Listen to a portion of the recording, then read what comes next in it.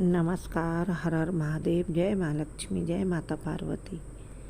माता पार्वती की कृपा से सभी सुहागिन महिलाओं का सुहाग अखंड रहे। सभी सुहागिन महिलाओं को वट सावित्री व्रत की हार्दिक शुभकामनाएं, बहुत बहुत बधाइयाँ। वट सावित्री व्रत महिलाएं अखंड सौभाग्य की प्राप्ति के लिए इस व्रत को रखती हैं और बरगद के पेड़ की पूजा करती हैं। वट सावित्री व्रत हर साल ज्येष्ठ मास की अमावस्या तिथि के दिन रखा जाता है। इस बार यह व्रत बहुत खास है क्योंकि माता पार्वती का सुहाग महादेव भी अखंड है और इस बार यह व्रत जो है सोमवार के दिन आया, इसलिए अत्यधिक खास है।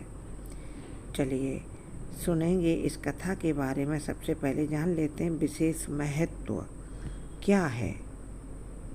वट सावित्री व्रत पूजा का बहुत विशेष महत्व है क्योंकि वट सावित्री व्रत अखंड सौभाग्य की प्राप्ति के लिए, जीवन में सुख शांति की प्राप्ति के लिए तथा सुख संपत्ति, धन वैभव और पति का प्यार और सुख प्राप्त करने के लिए किया जाता है।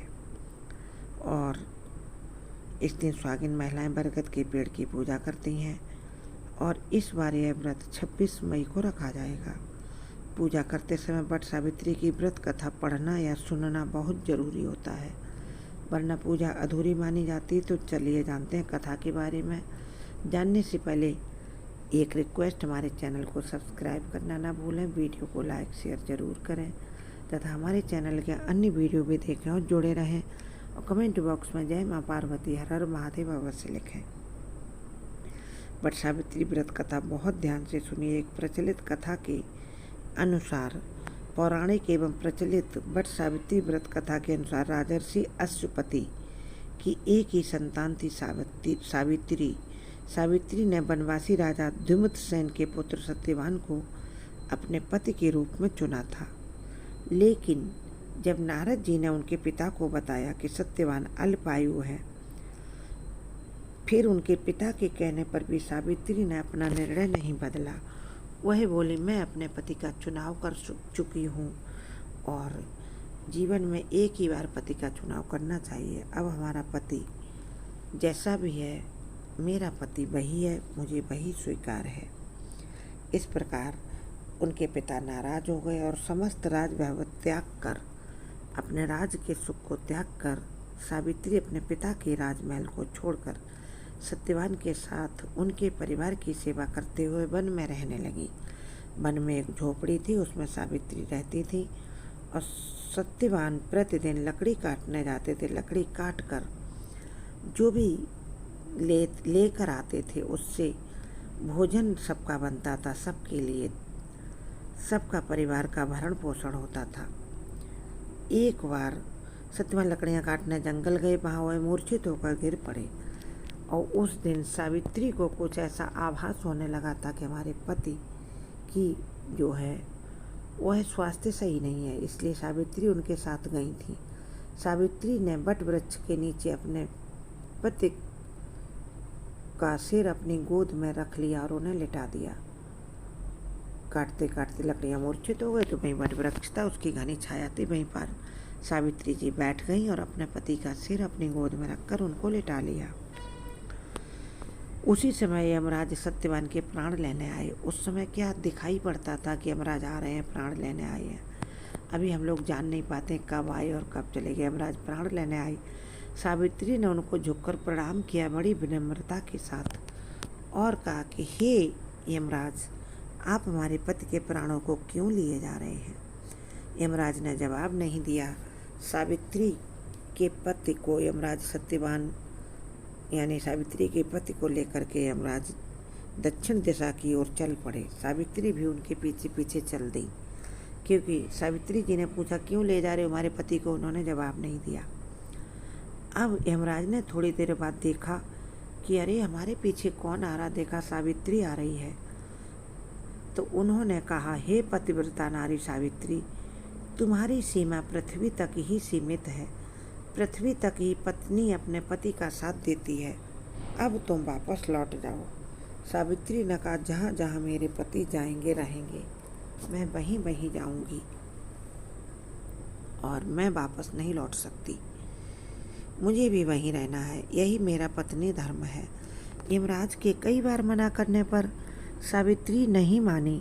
अंत में सावित्री के साहस और त्याग से यमराज ने प्रसन्न होकर सावित्री से कहा, बेटी तुम कोई भी 3 वरदान हमसे मांग लो और तुम वापस लौट जाओ। सावित्री बहुत बुद्धिमान भी थी। उन्होंने मन में विचार किया कि हमारे सास ससुर के नेत्र नहीं है, ज्योति नहीं है और ससुर अपने राज्य को खो चुके हैं और मैं अभी निसंतान हूँ। सावित्री ने खूब विचार करके यमराज से 3 वरदान मांगे।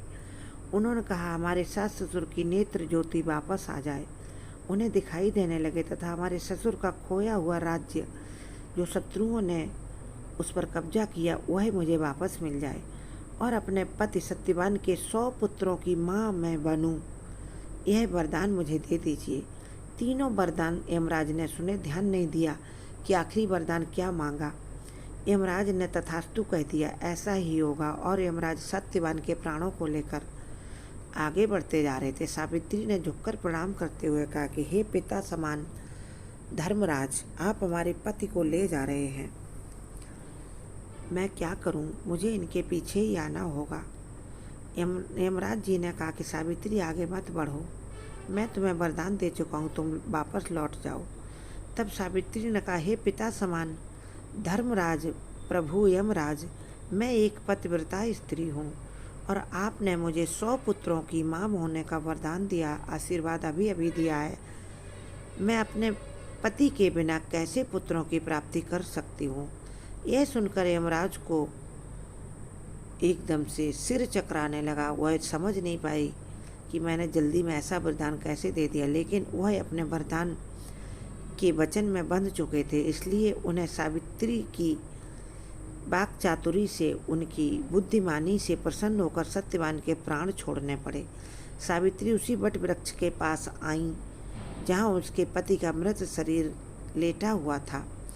यमराज जी ने उसके पति के प्राणों को छोड़ दिया। अब सत्यवान जीवित हो गए और राम राम कहकर उठ बैठे। इस प्रकार सावित्री ने अपने पतिव्रता व्रत के प्रभाव से, अपने पतिव्रत धर्म के प्रभाव से तथा अपनी बुद्धिमानी वाक चातुर्य के प्रभाव से धर्मराज को प्रसन्न किया और अपने पति को पुनः जीवित करवाया। अपने पति मरे हुए पति को वापस किया और सास ससुर को नेत्र ज्योति भी प्रदान हो गई। सास ससुर को दिखाई देने लगा और उनके ससुर का खोया हुआ राज्य वापस मिल गया।